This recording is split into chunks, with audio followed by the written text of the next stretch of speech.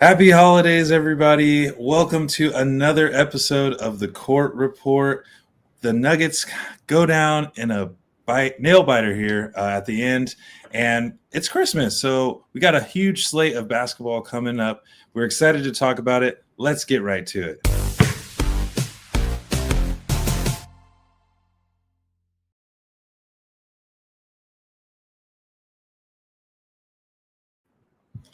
Hey. Happy holidays to everyone out there. How's it going, Ron?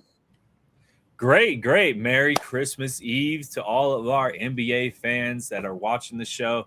Love having y'all on and excited for this brand new holiday edition of the Court Report. Yeah, let's go. It's a little bit different look for us today. Obviously, I'm here in California, and I would say sunny California, but I think it's more sunny Colorado and rainy, cloudy California. So a little bit of a switch up there for the holiday season this year. But, it's okay. Yeah. Well, it's beautiful over here in Colorado. Personally, I wish we had some snow out. It would just feel a little bit more like a holiday season with some cold weather outside, but you can't complain on a nice sunny day like today. I have no complaints and just happy we're here to see another holiday season. Exactly. Happy. And happy holidays to you and your family too, man. It's always a fun season and the season is bright. But let's get into the mine shaft here because our Nuggets had quite the nail biter down to the end, down to the last shot with a look at it. I mean, Peyton Watson had a look at it. How are you feeling after the game, man? Yeah, I mean, you're never excited or happy about a loss at the end of the day. So for me, there's just a lot of takeaways. It's all about adjusting and learning. And the Mavericks so far this season have proved that while they may be an underperforming team, that they still have the capability to play at a high level. And they clearly have done their homework when it comes to the film and just in general preparation. When they face the Nuggets, that's the second straight loss against the Mavericks this year. Cooper Flag is coming into his own. Definitely a bona fide superstar already this early in his career if he continues up with the play that he has. And I think that since Anthony Davis has already been reintroduced into the lineup, the last question mark that remains is Kyrie Irving whenever he does return and gets into that rotation with the Mavericks. Can Cooper Flag keep up his production? But just with his play style, he's really good at just fitting the mold of what the team needs. And now we're seeing him perform at an above 20 point per game clip with a very well-rounded stat line all the way down to the block. So super impressed with what Cooper Flag has been able to bring to the table. Him and Anthony Davis were a huge proponent in that victory over the Nuggets. But we also saw some impressive stats over on the Nuggets side. Scoring 130 points is still a significant number. Joker coming in with 29-7 and 14 assists, along with Murray with 31-7 and 14 assists. So pretty complimentary stat lines from that game. So Tim Hardaway Jr. also contributing 23 points. So it was a hard-fought battle. The Nuggets didn't exactly give it to the Mavericks, even though the Mavericks were in control most of the game. But it's just one of those cases where Cam Johnson goes down and the rest of the guys just aren't able to fill the gap that was needed to get that last additional couple points for the victory. Yeah, absolutely. And I think there are some things that you can really take away from the game and still be positives. I think Şengün actually was kind of, great to see coming off the bench. He hit a lot of big shots coming down the end. Hardaway having a good scoring game and really picking up that third kind of score, as well as just getting Spencer Jones kind of going throughout the game, but didn't end up having the best game. I think he's got to really, really focus on defense and making sure that a guy like Cooper Flag doesn't have a day like he had. When I look back at the game yesterday and I look back at the highlights, in my mind, I remember a lot of dunks.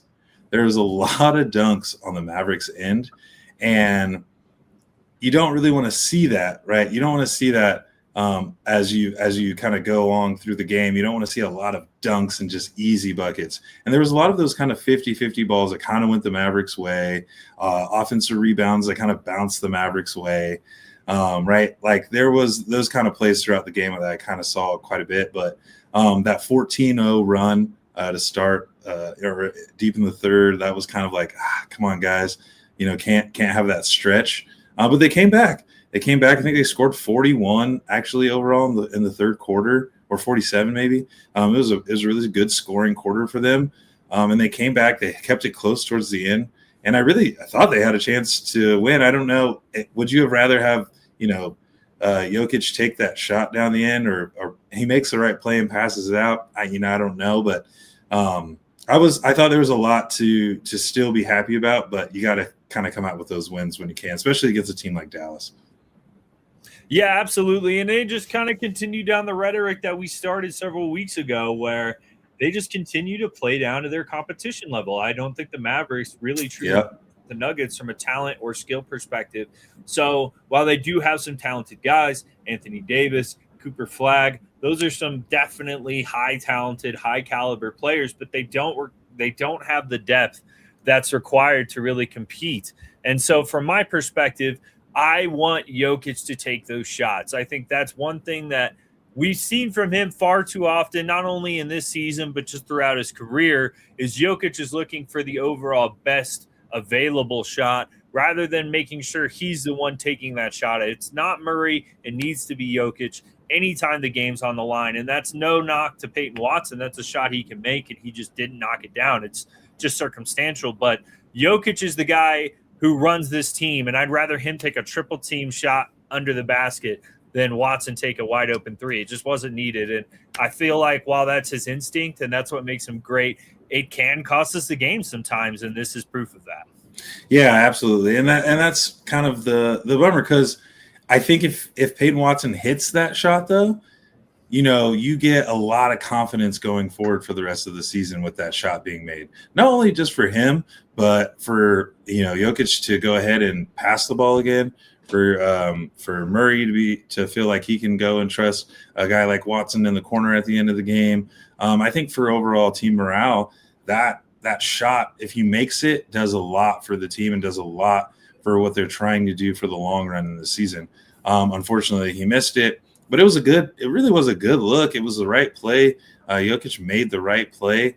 And so, I'm right there with you. I think I would just rather have him go, even if it is 2-3 people on him, and he's got to make a crazy shot. We've seen it. We've seen him make it before. We've seen him make it from 25 feet away. We've seen him make it from 2 feet away, and everywhere in between. So because I've seen him do that at the end of the game, I'm thinking, you know what, I want Jokic to take that shot over kicking it out. But on the other hand, I understand that is the right play to make.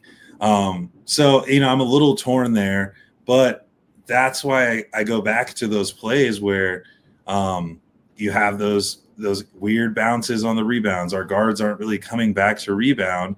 And then you have, the rookie from Gonzaga making plays off the dribble, making the extra pass, and AD's getting a lot of those dunks. And I see how Dallas is built, that they could be a dangerous team, but this is a game that the Nuggets should have won. It should not have been that close, and it was because of the defense that we saw. Yeah, and another really disheartening thing came from that game, and that is Cam Johnson going down late in that third quarter with a really scary looking injury. But thankfully today, as happy as you can be, the Nuggets reported that Cam Johnson has a bone bruise on his right knee. So that could be a timetable of anywhere to 4 weeks to 8 weeks. We're still waiting on an official timetable to be released. But at the end of the day, that's the best case scenario when you see something like that. My heart sank when I saw him fall to the floor and clutch his knee. That's nothing we ever want to see as fans. So just glad that he's got a decent timetable to return. Christian Brown and Aaron Gordon are expected to return too sometime in early January, probably first week of January. So that should be enough. If they can just continue to get wins with this weird absence window, missing 3 starters from their roster, that is going to be the true test. How far or deep in the bag can they go? And I like seeing Strother back in the lineup yesterday. Pickett's been getting minutes lately as well. So again, Adelman, don't know if you're watching, but it sounds like you're listening to us a little bit, putting some of these guys into the rotation. So with now our guy Cam Johnson going down, I think it's time we got to at least give Deron Holmes some kind of minutes. Like, let's throw him in there. Come on, we're down enough men at this point. Let's get him some bench rotation minutes. I mean, I am right there with you. That's our guy. That's our friend of the show, Deron Holmes. Get him in the game. Look, Cam Johnson being okay is the big deep sigh of breath that the team needed right now. Because to see a third starter go down, and if it was a long-term injury, oh man, I know all of us would be like, okay, what are we doing at the trade deadline? Because now we're looking at something that's kind of daunting. But like you said, let's get through these next couple of weeks. Let's get into January, get a couple of our guys back, and I really think that we're going to be able to kind of make this stretch. We were both at the game the other day, and it seems like those guys are starting to warm up and bounce around again. So I'm hoping that take their time, come back healthy, but it might be time to pick up the phone and get Deron Holmes out here to Denver and out of the G League for a couple of weeks here.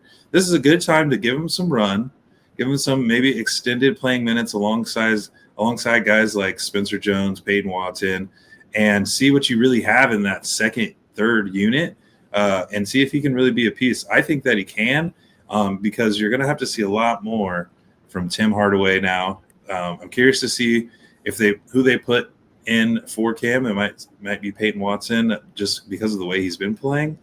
So we'll see. And I'm curious to see if that'll push up any of the other two timelines with Cam being out. But we think both of us agree it's Deron Holmes' time to at least get some minutes here. Yeah, absolutely. And just based on how they've done rotations in the past, I think the expected lineup for Christmas Day is going to be Jamal Murray at the 1, Tim Hardaway Jr., then we'll have Peyton Watson, Spencer Jones, and Nikola Jokic. So that's more than likely what we can expect going forward here with the team. Tim Hardaway Jr. has been playing phenomenal when given extended minutes. There's definitely kind of a hit or miss vibe with him, but for the most part, he's produced pretty well. Again, turning in 23 points last night in the loss against the Mavericks. So he's a productive player. I like Tim Hardaway a lot. He's one of my favorite acquisitions this offseason. Very excited to see what he can do in the starting lineup with the rest of the team. But that's just going to leave another hole on the bench. Now the bench is losing a significant offensive contributor. And thankfully, Strother's back. He's healthy. That's somebody who can give you 10 points per game if you're giving him 6th to 7th man minutes. So they've got a lot to work with. That's the big excitement of this season, is the depth is deep. And now they have a chance to really prove if that's true. I mean, that's really what we're about to witness. And like you mentioned, we were there on Monday, and it's the Rockets, man. They played them twice in a week span of time. And we had some interesting things to see and potentially discuss from those games. I mean, it's a clear rivalry brewing right now, and I don't know if that's a big proponent of Kevin Durant or some of the other Rockets players. They play with a very kind of chippy, aggressive style of play. So it's nice to see that in the NBA. I'm excited that we're seeing more of these legitimate rivalries emerge, because this is what makes basketball exciting, is when your favorite player gets into it with somebody else's favorite player and they have a pretty big major disagreement. Stuff happens on the court. Coaches get ejected. Like that's hard basketball. That's what we want to see. We want to see passionate playing. We don't want to see people just clocking in for work. And I think that's what we're seeing with this Rockets series that we've seen so far. It's been pretty fun basketball to watch. I 100% agree, because you know what? We need more love in the world, but we need more hate in basketball. The NBA basketball has gotten so friendly, high five, helping people get up off the ground. No. We need fierce, intense, passionate basketball, like you're saying. And we saw it the other night against the Rockets. And I think because they played so closely, right, again, after they had played already, and it was a close game, it was a chippy game, it was an overtime game, those kind of things kind of help breed those kind of rivalries that we want to see. And seeing Alvin get out there, fight for his guys, get chippy, yell at the ref, get involved, I mean, that's what we really want to see. And I think particularly in Denver, we have some pretty level-headed players, but we have some passionate players when you get down to it. And when they want to get chippy and they want to get a little mouthy and talk back, I'm fine with that. If Bruce Brown wants to come back and be that guy that's going to talk a little bit of trash and get under people's skin and kind of be the chippy guy, I'm okay with that. I'm okay with that being his role, because right now he's got to come in, and he played well last night and contributed. I think it was 12 points. And contributed last night. But I want to see I really want to see him be that scrappy defensive guy that gets under your skin, that gets under KD's skin and gets him saying stuff and gets him out of his game. I like that. I don't think we don't really have a Dylan Brooks role on this team per se. But if he can be something like that, especially as we get along in the season, I think that's going to be good for the team, and I think it's good for the NBA.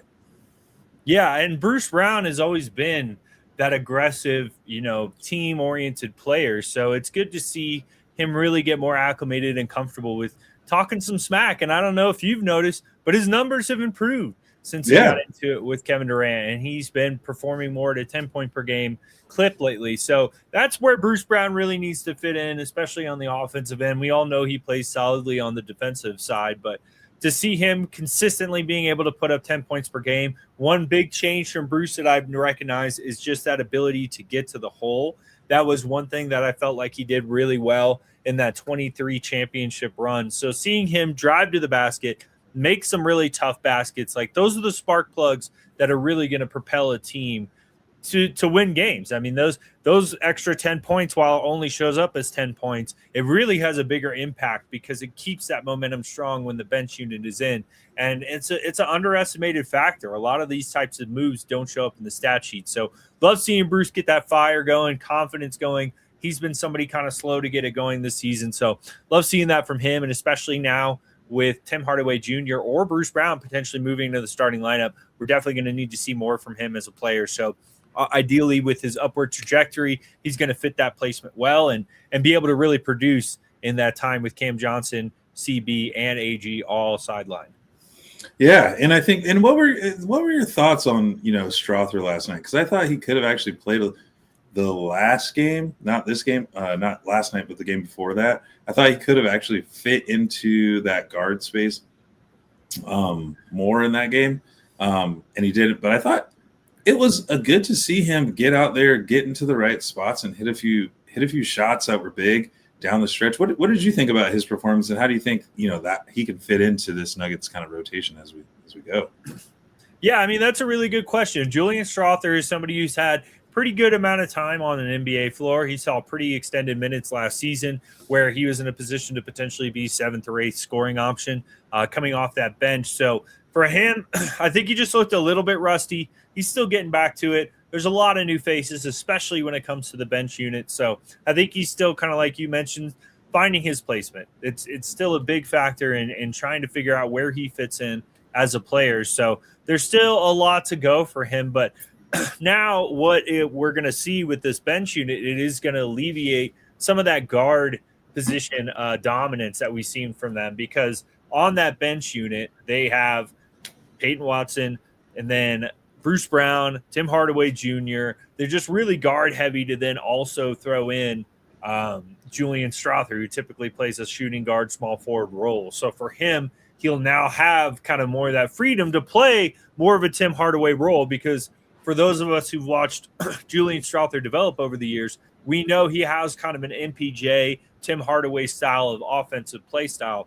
So it'll be really nice to see him have that green light to take shots, seeing him get some shots last night, and then ideally being able to transfer this with some extended minutes, because now they will really need him from an offense perspective. I felt like this season he's been a bit of a missing option for them, especially when the bench unit needs a spark plug, because that's what Strother provides, is just, you've mentioned this before, but timely shots. Those timely shots can be very important, and Julian Strother has shown in his past the ability to make shots like that. So I think that's what the bench unit's going to be gaining by getting him back into that rotation.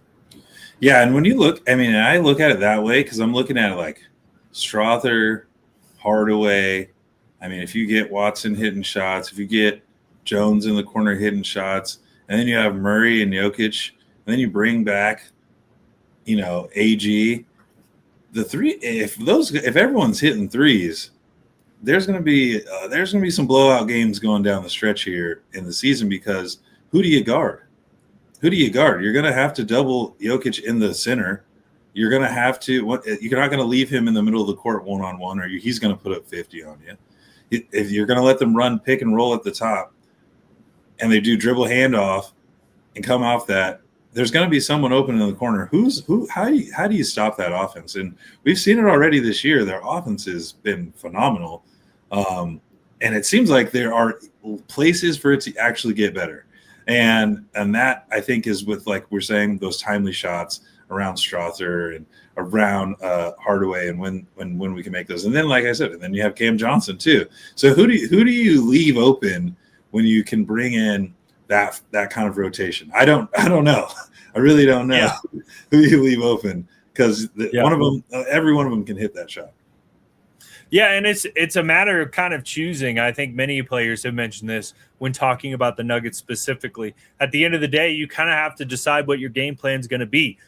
Is your objective to stop Jokic? Is your objective to make the offense run through Jokic and make Jokic score the basket? Those tend to be kind of the two options that we've seen from them. Is, okay, we're shutting down Murray and Jokic as much as we can and forcing the rest of the guys to score. If I'm a coach, that's the approach I'd take. Go for the guys you know are going to get their points and hope that the rest of the team just isn't going to get it done tonight. They can't get the spark plug going. But, I mean, again, it's kind of, you're just hoping, and that's not necessarily a realistic game plan. And then the other option, which does seem to be effective, is forcing the offense to go through Jokic, because Jokic, while an incredibly gifted scorer with a career high of 61 points, it's not really what he likes to do. That's getting him out of his comfort zone from forcing shots he doesn't like to take, where he's always looking for his teammates first.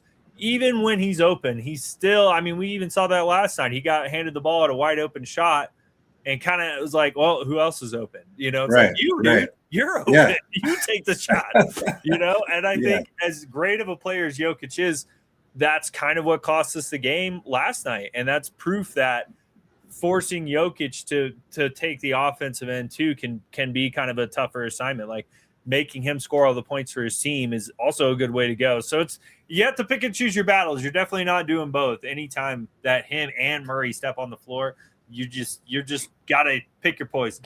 Yeah, you do. And they're both great playmakers. It's daunting. It's a daunting task for any defense to get on the court with those two and have three shooters around them. And I think that's why they went and got Tim Hardaway and they went and got Cam Johnson, because now you have length on defense. Now they need to rebound. I believe the guards need to come back and help rebound a little bit better, and not give up so many second chance shots, because with the firepower that they have on offense, there's nobody that can really keep up with them. In my opinion, I really don't see how there's a legitimate stop other than them stopping themselves. And like you're saying, having Jokic, I don't want to say overthink. He doesn't overthink, right? But he wants to make the right play and he wants to get everyone involved. And sometimes I'm with you. You're right there. Just take the shot. Just take the shot. It's okay. It's okay. No one's going to be mad if you get, a 50 or 39 or 45. Just take the shot. We just want to win the game. So I'm right there with you. But we talked a little bit about these NBA rivalries, and one brewing with the Nuggets and the Rockets. This could be a juicy rivalry. This could be a chippy rivalry do you want to see them in the playoffs? I mean, as a Nuggets fan, absolutely. I'd love to see the Rockets in the playoffs. It's going to be tough no matter where you go in the West. And with how seeding is breaking down, the Rockets is a very big possibility as somebody we would potentially get matched up with in the first round, which is where I'd ideally like to see the Rockets. They have a lot of young players, not as experienced in the playoffs. Having to beat a really tough team like the Nuggets in the first round is a tall order for a team like that. And I just love the chippiness. I love the coaches kind of getting into it, Ime and Adelman. Adelman's ejection was amazing. That's exactly what you want to see from your coach. He has that fire in him. That was one thing coming into the season. I wasn't sure if Adelman really possessed that level of intensity, that level of emotion, and he displayed all of it in that Rockets matchup. I love seeing that from him. I wish it led to more things. I think this is kind of something that can help create change. We saw it with Ime on Monday. He made a complaint. Then the 2-minute report came out showing that they had made some incorrect calls. And then going into the Rockets game, lo and behold, seems like they're making some more positive calls for the Rockets. So the refereeing is constantly trying to adjust. That's why I'd really like to see the Rockets in the playoffs, where it's a 7-game series. truthfully, I'd see the Nuggets breaking this one out in a 4-1 win if both teams are healthy. But who knows? I mean, the Rockets are a good team. They possess a lot of superstar talent. So that could be a really fun series to watch. I think even if the Nuggets do pull it out with a 4-1 victory over the Rockets, that it's still going to be close. It might be a point differential of about 15 points throughout all 5 games. So I imagine it's going to be a really tough, hard-fought series. Yeah, I think as a matchup, the Nuggets should come out on top. I think as long as, like I said the other day, kind of, the Rockets are streaky with their 3-point shooting, and I think if you can keep them out of the lane and don't just let them get warm ups, don't let Şengün just get layups. I mean, and let them just get hot from being close. I think that it could be a really, really solid matchup for the Rockets, and I think that, for against the Rockets for the Nuggets, and I think that it's one that the Rockets or the Nuggets can really take advantage of. Keep mixing my teams up.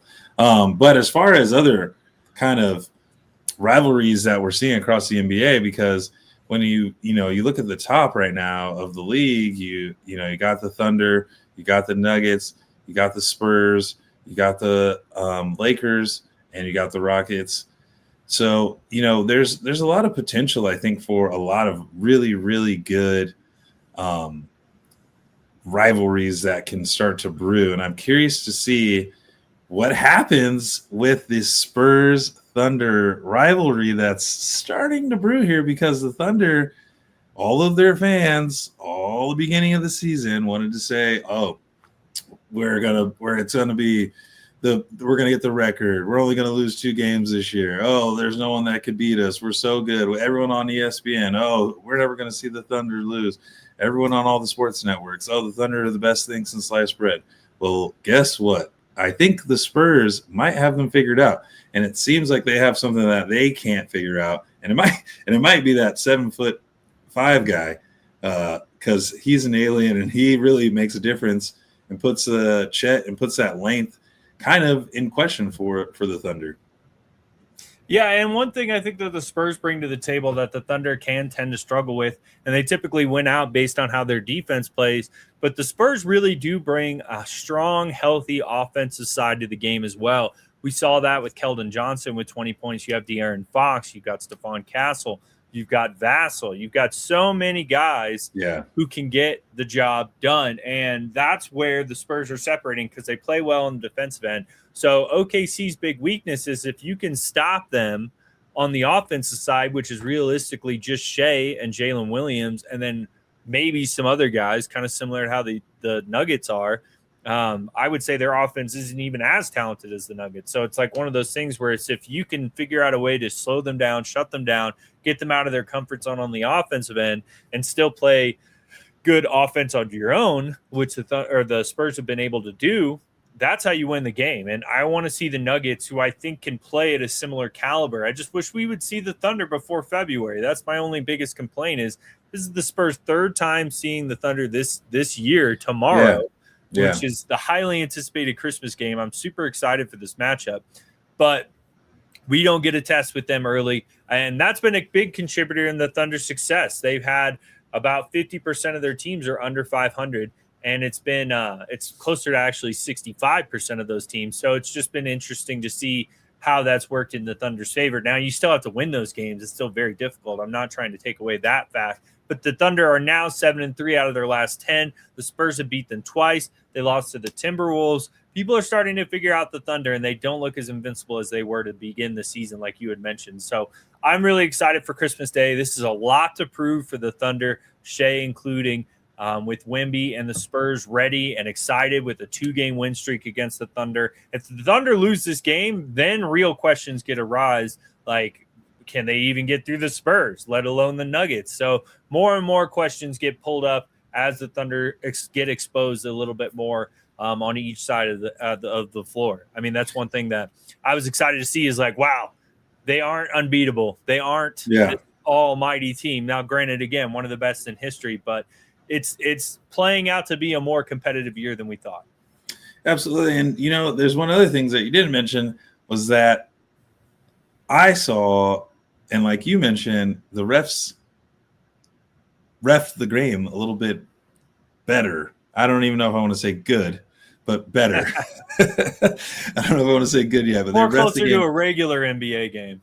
Yes, more closer to what you expect out of a regular NBA game. And I think those are the kind of things that the fans really want to see put in check for the Thunder, is that let's just call the game the way it's supposed to be called. All this flopping, this kicking, all this kind of extra stuff that we see from the Thunder that they get away with. And hey, look, every team gets away with a little bit of something, but they've been caught on camera quite a few times getting away with things. And to see it kind of just evenly matched, and maybe I don't know if it was because Wemby said something about the reffing or the way that they play ethically over the style of play that the Thunder play. I don't know if that had anything to do with it, and we'll see tomorrow, I guess, on prime time, and we'll have something to talk about at least next week to see if that changes it, at all. But it really is good to see the kind of evening out of the competition with the Thunder, because we all saw the start that they got out to, and we saw the way that they were playing. It wasn't like they were playing horrible basketball and they were still winning. No, they were playing really, really, really good, but they just seemed head and shoulders above everyone else. And now, after losing these losses to the Spurs for the second time, I think we're kind of seeing like, oh, okay, there's the blueprint. Oh, okay, I see where we can win against them. Oh, okay, I see how we can kind of build a strategy around them for other teams to take along with their players and implement it in the same kind of way that the Spurs are implementing it. So I think that it's going to be interesting to watch over the season. And look, they're just like any other team, maybe one or two injuries away from something really happening, and now everyone in the West can kind of maybe catch up over that month or so that they'll be playing games. So we'll see how it goes, but I'm really liking that kind of rivalry between the Spurs and the OKC. Yeah, me too, and it's good for the league. I think we need to see more of, like we mentioned earlier, just hard-nosed, rivaled basketball. We aren't friends. We're here to accomplish a goal. Your team's trying to beat my team, and I don't like that. And that's what made some of these legendary runs of the NBA, is when two people just straight up don't like each other. Now, they could be secretly friends, whatever, but on the court, game day, once things get going, I don't want people to be friendly with each other. I want them to have respect for each other, and that's about it. No like dirty play, but in general, it needs to be more heated, like we're seeing it with the Spurs and Thunder. So I like that. Chris Finch was really big proponent, I think, in hoping the officiating take a bit of a turn, bringing up the fact that the refereeing tends to be one-sided. Again, I think most fans' complaints isn't so much that they're getting calls. That happens. Other superstars get those calls. That's just how the game of basketball is played. But then you go to the other side, and there's Wemby's highlight of him winning the first game against the Thunder, and he goes to take a shot. Major hack. Hack on arm. So, like crazy blatant hack. And then he goes, does the dribble move, gets hacked again. And again, no call. Then he finally takes a shot, hacked again, and he still makes the basket. So I don't mind that style of basketball. Be honest, the less foul calls, the better. As long as no one's getting injured or playing dirty, I don't really mind a little bit of contact. Basketball is meant to have some contact. But to just not call it on one side at all, and then only call every little piece of air that hits players on the other end. Exactly. I just don't like it. And then the other thing they try to do, which I love this, because then if you just look at the box score, oh, well, everything's okay. Well, they give a bunch of ticky-tack fouls to the Spurs or whoever the Thunder will play early on in the game when it doesn't matter. It's not changing the momentum of the game at all. And it's like they'll give them some fouls to kind of stat pad the foul counts. So then when it gets down to the end of it, oh, well, in pivotal moments of the game, we're going to start ticky-tack giving Shea fouls, and then we won't be giving you fouls because you already have so many fouls. So it's this weird dynamic that the referees have got going on that they just think that the fans don't notice. I'm not really sure if it's intentional. I don't really know what's going on with how they want to referee and kind of stat pad these additional fouls for certain teams, but it just bothers me. It bothers me. It's manipulation of a game that could be really pure. And I think that one thing Adam Silver should be preaching to his refereeing crew is like, let's say fouls are real fouls. Like when there's real contact that really adjusts and manipulates a shot, let's call those fouls. Let's not call these little flops and ticky-tack fouls. And I think if they made that change, viewership would skyrocket for the NBA because that's what most people's complaints are nowadays. Yeah, no, you're absolutely right. You're absolutely right. And it's like we're not here to watch fouls. We're not here to show up and watch the referees in the black and white zebra shirts. Although we need them for the game and we need them for the integrity of the game, and I like a good referee, I really do. We got to make it even across the league. And Adam Silver, you're right, has to look into it because these games, as we see them, a lot of them are coming down to the last shot either way, or down to the last minute of the game. And once you get into that 5 foul area, it's free throws. No matter what the foul is, no matter how far away from the basket you are, that's free throws, at least one free throw. So getting into the bonus, getting all these ticky-tacks, and then it starts to add up. Because if you ticky-tack now and it gets down to the end of the game and you ticky-tack again, now, every single foul, bump, anything is points. And that changes the outcomes of these games. And I just want it to be fair. Call it the same across the board because it matters for records. It matters for games. It matters in moments. It matters in seeding down the line. It matters. So we really have to make sure that they're looking at that and not just being willy-nilly as they have been with OKC to start the season. And I don't know, how deep it goes, and I'm not pulling any conspiracies, but we need to see it even across the board, and that's all I'm saying. Yeah, 100%. And the fans notice, and I think that's one of the biggest things is that the fans aren't stupid. I don't know why they think that they are. The fans are super passionate about basketball, and they just get irritated with this type of behavior, especially from an officiating crew who's not out there playing. They're out there calling the game, and we just want to see a fair game called. That's all. That's all the fans want. And I get it's hard to make calls in the moment, on the court. It's tough to do, but some of this stuff is just, it's so ridiculous, and I'm so over it, and we just need to move on from it. But I'm more excited because we are moving into one of the most important days of the year for NBA, and that's right. Christmas Day games. We may have some football going on, but that's just fine because Christmas Day belongs to the NBA. I don't care who you are. It's an NBA holiday for us here at the Court Report, and we've got some great matchups. We already kind of discussed the Spurs versus the Thunder, but what's another matchup you're excited to see, DC? I'm actually very excited to watch the Rockets versus the Lakers, of course, because you got Luka coming back. And then you get to kind of see, because obviously we cover the Nuggets here, you get to see what is the benchmark of these teams against each other as you kind of go along the season. The Rockets are a really tough team. We've seen the Nuggets play really tough against them. The Lakers have been kind of up and down. At times they looked really good. At times they haven't at all. So I'm curious to see who comes out and who plays strong in that game.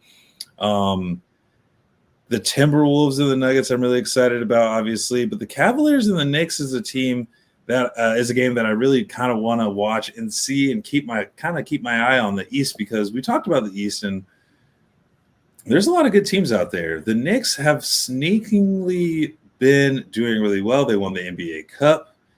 They won some other really close games recently after the NBA Cup. So it seems like they're picking up their momentum. Mike Brown has them playing really well, kind of cohesive basketball.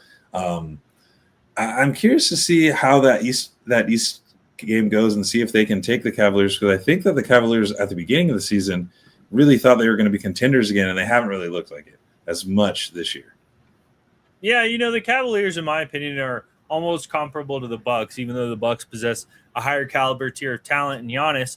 The Cavaliers have still proven themselves to be a competing team these past few seasons. And with Donovan Mitchell leading the charge with a complement of a bunch of other all-stars out there, there's no reason they shouldn't be performing this season. So it's been really disappointing to see the Cavaliers' performance so far. But with all that being said, they're still a team to be taken seriously. The Knicks, who are on a hot streak, who have been performing really well, need to do their homework when it comes to the Cavaliers team on Christmas Day, because the Cavs are coming in to win. They play hard-nosed basketball, so it'll be interesting to see. Right now is the time where teams like the Cavaliers really need to get their stuff together and figure out how to start winning some games, because playoff seeding is going to start getting further and further away if they continue to let these games fall. So hopefully, I'd like to see the Cavs beat the Knicks. The Knicks are a contender, and they've really demonstrated some ability on the basketball floor. But I don't know, man. I just don't like Karl Anthony Towns that much. I've never been that big of a Brunson fan. Like Josh Hart's fine, I guess. I don't know. I can't get into the Mikal Bridges. I like he's Mikal. great, and not missing any games is pretty incredible. I don't know how you even do that with how intense their schedule gets, but I'd be fine if the Knicks win this game, but with the Cavaliers being more of an underdog going into it, I'm a bigger fan of the underdogs, and I like Donovan Mitchell. I'd like to see him see some success, but we're going to see. It's a big matchup for them. They got a lot to prove out there in the East. And then, of course, the Nuggets versus Timberwolves matchup on Christmas Day. I will actually be there on assignment for Guerrilla Sports doing some sideline coverage for y'all. So be looking out on our Guerrilla Sports social media pages for some updates throughout the day for that game. But super excited for that matchup. It's a really kind of almost like an old rivalry at this point with the Timberwolves ever since Anthony Edwards rise to the league. And they had Gobert, they had Karl Anthony Towns. It's been a fun matchup to see, and obviously now without Towns, I think that the Timberwolves just don't necessarily possess the same talent as the Nuggets, but they do have Julius Randle. They've got a complement of solid deep bench players, so it should be a pretty exciting matchup, and the Nuggets have some stuff to prove, losing to the Rockets recently, now losing to the Mavericks in their most recent game. So it's something that they've really got to study and be ready for, because all eyes are going to be on the Nuggets tomorrow for that Christmas Day game at 8:00. I mean, that's a late game. That's going to be the only sport that's still on, really. So that's going to be a big one for them to win. They got to pull out the W in this one. And hey, don't forget about that guy Anthony Edwards. That guy Anthony Edwards is a star. He's a star, and it's going to be interesting to see how our guards play him. I'm curious to see who goes against him all day. Obviously, that Murray matchup will be exciting. But there's a lot. I mean, when you look at it, I'm kind of looking at it here, and there's a lot to like. You got Spurs, Thunder again. You got Rockets, Lakers, and you got Timberwolves and Nuggets. And when you look at all three of those games, and you look at the standings in the West, if you talk about playoff standings in the East, you talk about the standings in the West. Those games are going to have a lot to do with how the standings go at the top of the West when we look at the end of the day. So, I mean, there's a lot of movement that can be had between those three games alone. Just within the top five, as far as who's 2 through 4. And when you think about it coming down the stretch, like we said, with the playoff implications, it's still early, but those games start to become important when you look at those matchups and where you're going to end up and what the tiebreakers look like, and all of that kind of stuff is important to seeding as you go down. So those three games are actually pretty big for the Western Conference standings, and we could see some movement at the end of the day on Christmas. Yeah, and that's all fans want to see. We want to see, again, those really important big-time games that have long-term implications, and Christmas Day is going to be big proof of that. For the Nuggets, I'd love to see David Alleman, if you're listening, my guy, let's start Bruce Brown and get him guarding Anthony Edwards. I think that is a really good matchup on the defensive side. I don't necessarily need as much offense with the people that are already in the offensive lineup. We can get it done with the starters. Let the bench keep some of their offensive scoring in Tim Hardaway Jr. and get that defensive boost from Bruce Brown on Anthony Edwards, which is going to be a guy who needs someone who can get in there and annoy him. So that'll be what I look for from Alleman. One of those two is going to start. If we see Bruce Brown, I think we're going to see a win on Christmas Day. Ooh, okay. So you're thinking Bruce Brown to start right on Ant. Then you got okay. I like that, because you know what? Have him run and follow. Don't leave him, and don't let him get going early. I think that was the problem we saw last night too, is we let the guards start getting early for the Mavericks, and they got out to that lead. But yeah, bring in Bruce Brown, have a stopper early. Even if he gets a couple of fouls, you can bring in a guy like Jones, or maybe even a Deron Holmes, who's pretty athletic, who can get out there and run. I don't see him getting too many minutes past something low bench. Like if Deron does play, he's going to see 5 to 7 minutes. Yeah. But I'm just saying, if you have Bruce Brown out early, you can go give him some bigger relief, because he's a bigger guy than Bruce Brown. But I'm just saying you have some For relief sure. on the bench, so you can play Bruce Brown a little bit longer since he's not usually getting those starting minutes. That's what I'm saying. Get to the bench and just put different bodies in front of Ant all day. Don't let Rudy get going. I think Rudy will get taken care of by Jokic. You don't want Julius Randle to have a good game because he's dangerous too. But I think if you hold Ant, it's Christmas Day, right? So they all want those big performances, and Ant seems like he could go get one on Christmas Day if he wanted to. Yeah, Ant's the kind of guy who's going to be looking to get it, honestly. He is a guy who likes the spotlight. He wants that, even though he said he doesn't want to be the face of the league. I don't buy that. I don't think he's necessarily in a position to be the face of the league. I like him as a player, but, I think he wants that attention. He's shown he likes attention and wants the attention. So this is going to be a game where he's going to be looking to get it. And Julius Randle is going to be a big X factor, but I think you called it. As long as they can keep Rudy Gobert stifled on the defensive end, slow Anthony Edwards down to kind of a more normal game where he's scoring about 25 to 28 points, and then keep Julius Randle in check, kind of in a similar caliber, make the rest of the team beat you, because I think that's really where the Nuggets get separated. Obviously, Jokic is light years away better than Anthony Edwards, but then like Julius Randle and then Jamal Murray, maybe not Jamal Murray this year, but on a typical basis, it's kind of an even overall impact from the floor. So if we can really get them and the bench players to play well, Bruce Brown getting inserted in the starting lineup also takes a lot of the offensive end pressure for him, which allows him to play alongside Jokic, which is where he really seems to be more productive because it's easier to get open shots. It's easier to slash to the lane and get easy layups. So this for him is the overall best case scenario. And then Tim Hardaway Jr. gets the unlimited green light. The possession ends here. Porter Jr., Tim Hardaway Jr. Situation can rest on the bench, because that's how he's taking the approach. We got the possession ends here to get a new possession ends here in Tim Hardaway Jr. That was a pretty funny swap out. That was a pretty funny swap out, which, actually, and we have a couple minutes before we get to our tunnel talk here, but I have to ask you, because it's been coming up a lot on social media now. I think that the Nuggets won the trade. People are saying because MPJ and the way he's playing, and he's having a great year, but he's not getting those shots in Denver. So what are your thoughts on that? I still think the Nuggets won the trade. I think Cam Johnson, and we have the most efficient offense in the league. I think it was a big win, but people are still arguing about this. Set the record straight. Yeah, I've seen that a lot too, and it's specifically coming from Nets fans. It seems like Nets fans in general really want to push that narrative that the Nets won the trade. And if anyone did win the trade, I'll admit, I think the Nets would have. But from my perspective, it was an even trade. Both teams accomplished exactly what they were wanting from the other. They cleared cap space and were still able to maintain a high productive offense by switching with Cam Johnson. And then the big proponent, though, for the Nets that I would say would be kind of the tiebreaker is the additional first-round pick that the Nuggets had to give up in order to trade MPJ away.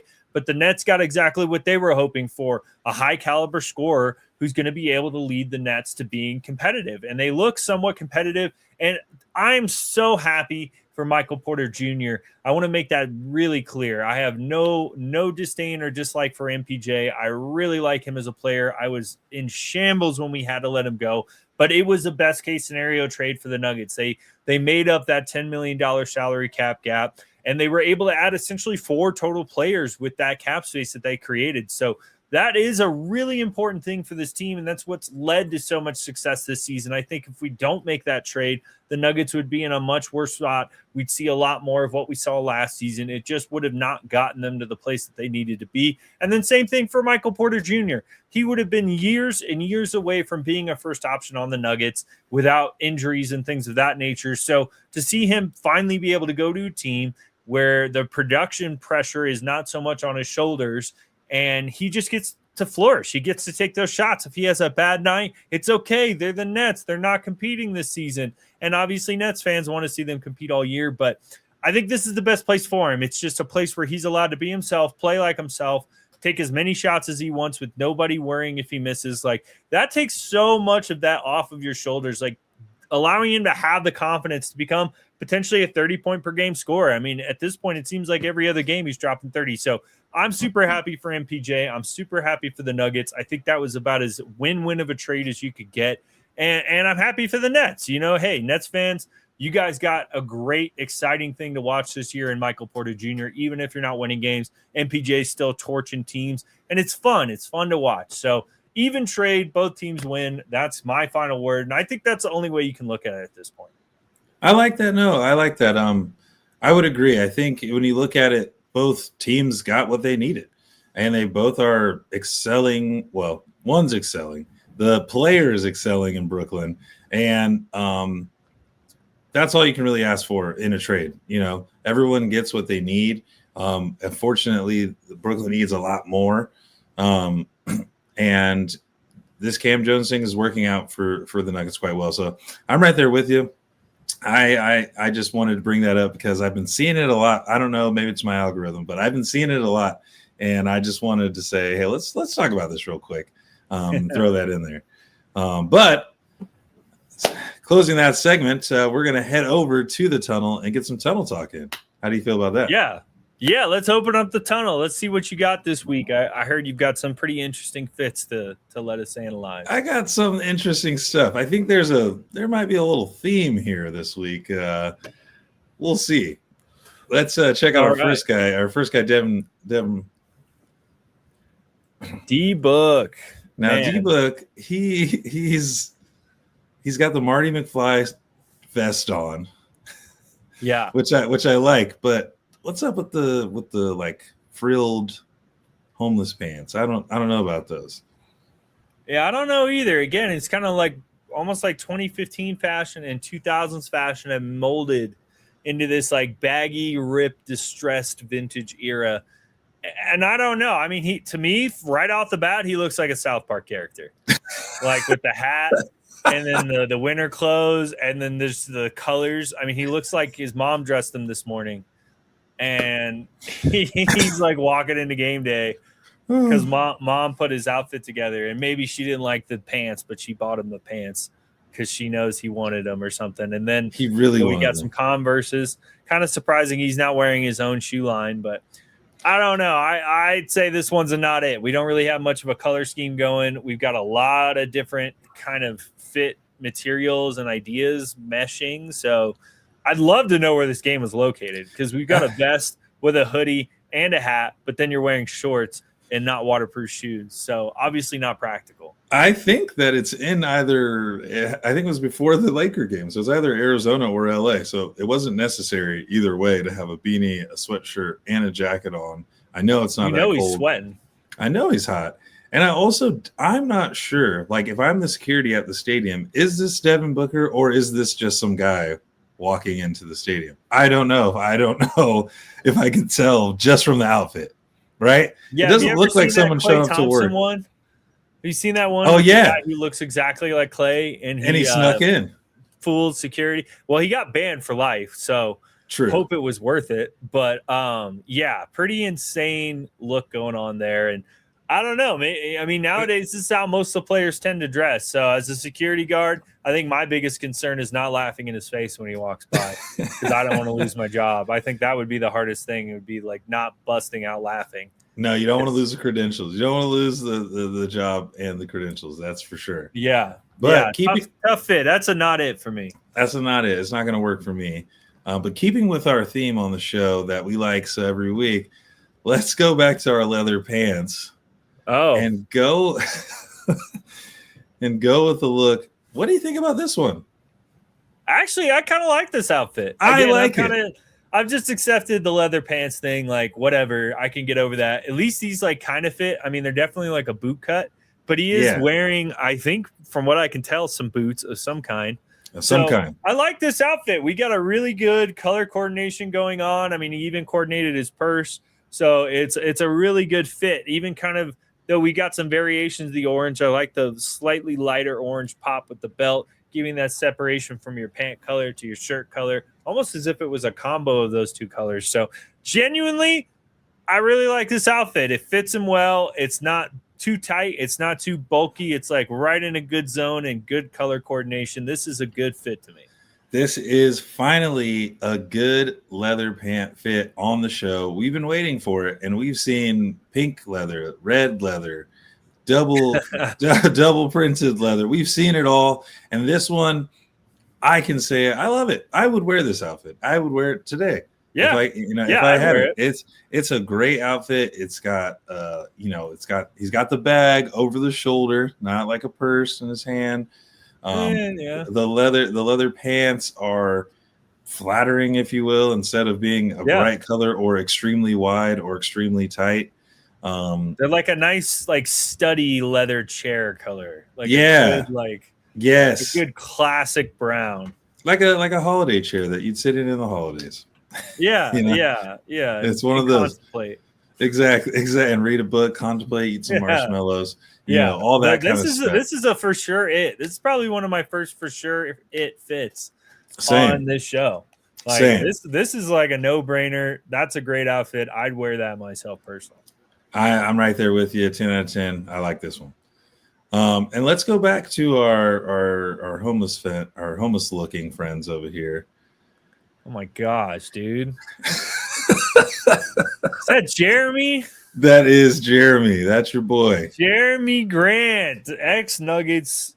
That's player. Your boy, Jeremy Grant. Looks like he's fallen on some hard times. Looks like he fell on some hard times. I don't know if he's at the stadium or if he's just walking past a car dealership, but it looks like he needs some clothes, is what it looks like. Yeah, it looks like he kind of just stopped dressing himself halfway through.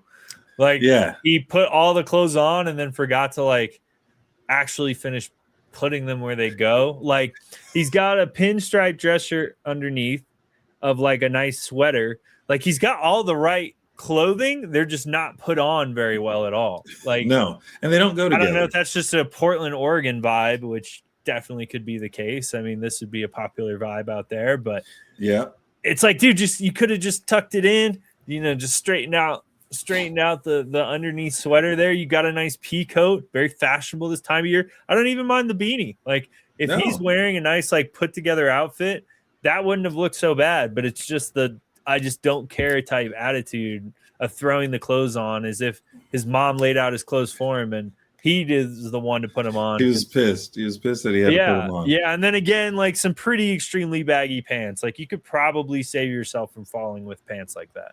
Yeah, that glide down.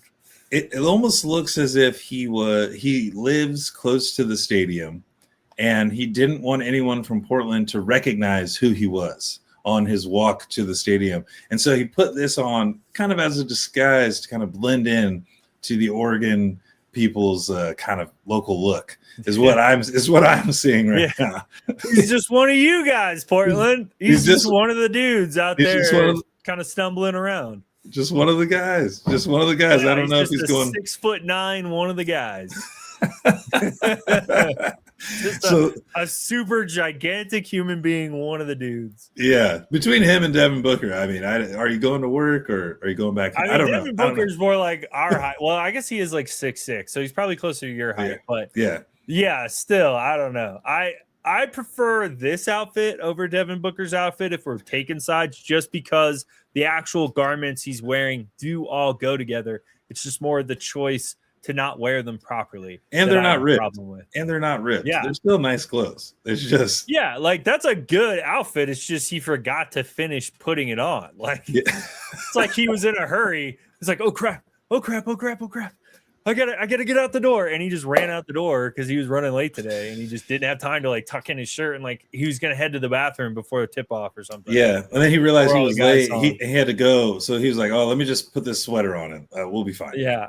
It's an almost it. We'll call it an almost it for us on the court report. And we got one more. This is a Christmas look throwback, because it's an all-time Christmas look. I don't even know what to describe it. Let's check it out. Oh my gosh. This is James Harden. Is this a Christmas look? This is James Harden on a throwback Christmas look, I believe 2023. Oh my gosh. Showing up for his Christmas Day game. Looking like not Mike Wazowski. What's the guy from Monsters Inc.? Not Mike Wazowski, the other guy. He looking like Sully fell into a batter of crayons is what happened to Sully. I don't know what to call this, but I had to bring it up to get your reaction. I'm glad you brought it up because it's certainly a sight to behold. That's for sure. This is an interesting fit. Now, if I've got to describe what I'm looking at right now, this is the type. This is like when you have a microscope on the germs that come out of my baby's mouth. Like this is what those germs look like when you zoom in all the way in. Like that's what is like an infant's germs, and he's got all the tendrils and like the coloring of like bacteria is what it looks like, or kind of like the Mucinex guy. Have you seen that? Commercial? Yeah, he does. Shout out Mucinex. You owe us some money for that, but shout out. That kind of, I don't know. And then the shiesty, man, like is that like grandma knit shiesty right there? Like, it is. It's a knitted shiesty. Where I thought there's supposed to bag. I mean, there's just too much going on here. There's no color coordination, even with all and the look at the shoes. And look at the shoes. That's what I mean. Yeah. So like, okay, we got the shoes and the jacket, and then the shiesty doesn't match any of the pink he's got on. Then the tulips don't match any of the other colors. So again, it's just kind of like throwing crap together. This wasn't a thought out fit. This was 4 or 5 different items that are all separately purchased, not intended to be mixed together. And he's like, what can I wear? And I mean, yeah, you get attention. Congrats, James. You got attention. I know. You got on the court report. Congrats. Merry Christmas. Merry Christmas, guy. But again, yeah, he just looks like a walking bacteria. Yeah. That's the first thing that hopped into my mind. It's like a virus.